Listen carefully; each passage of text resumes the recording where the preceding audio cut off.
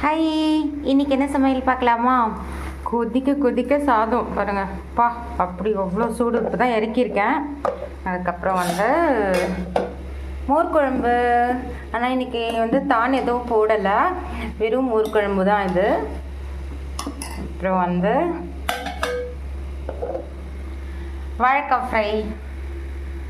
செம்ம காம்பினேஷன் தெரியுமா? மோர் குழம்புக்கு நல்ல காரமாக இந்த வாழைக்காய் ஃப்ரை தொட்டுன்னு சாப்பிட்றதுக்கு. அதுக்கப்புறம் இன்னொரு கரந்தும் பண்ணியிருக்கேன். இது வாழைத்தண்டு.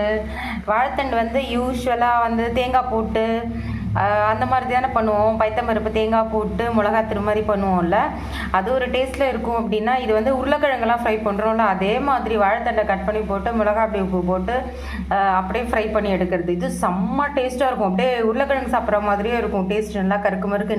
கண்டிப்பாக ட்ரை பண்ணி பாருங்கள். நானும் ரெசிபி வீடியோ போஸ்ட் பண்ணுறேன். பாய்.